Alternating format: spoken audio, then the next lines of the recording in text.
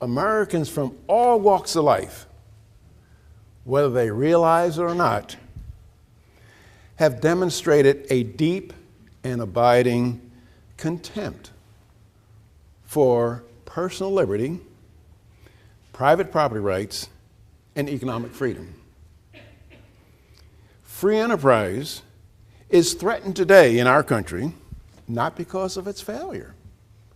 It's threatened because of its success. That is, capitalism has been so successful in eliminating the traditional problems of mankind, such as disease, pestilence, hunger, and gross poverty, that all other human problems appear to us to be at once inexcusable and unbearable.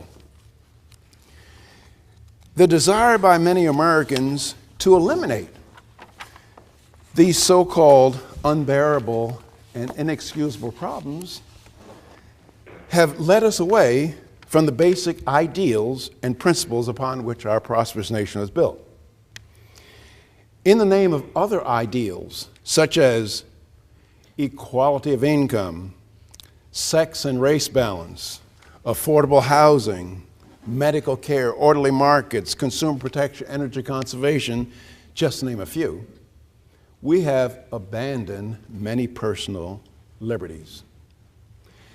As a result of widespread control by our government in an effort to achieve these so-called higher objectives, we're increasingly being subordinated to the point where considerations of personal freedom are but secondary and tertiary matters. Ladies and gentlemen, I'm saying that increasingly our liberties are being treated as dirt. Now you say, well, can you explain this? Well, for example, here's a question. Suppose I write to the United States Congress and I tell them, my name is Walter Williams and I am an emancipated adult. I am capable of taking care of my own retirement needs.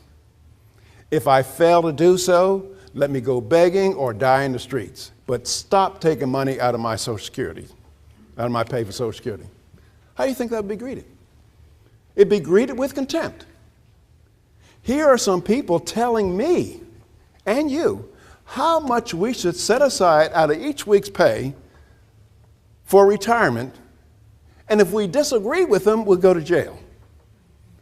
What do you think how about they're telling us how much we should set aside out of each week's pay for housing, for food, for education? If they did that, then we would definitely say that's tyranny. So what's the difference? So this is what I mean when our liberties are increasingly being treated as dirt.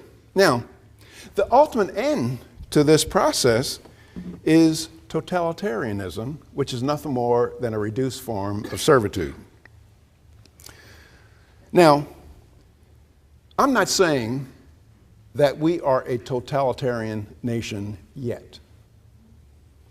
But if you ask the question, which way are we headed, tiny steps at a time, are we headed towards more personal liberty, or are we headed to more government control over our lives? It'd have to be unambiguously the latter. Now remember, if you take tiny steps towards any goal, it's just a matter of when you're going to get to that goal. Or as the great philosopher David Hume said, it is seldom that liberty of any kind is taken or is lost all at once. It's always lost bit by bit.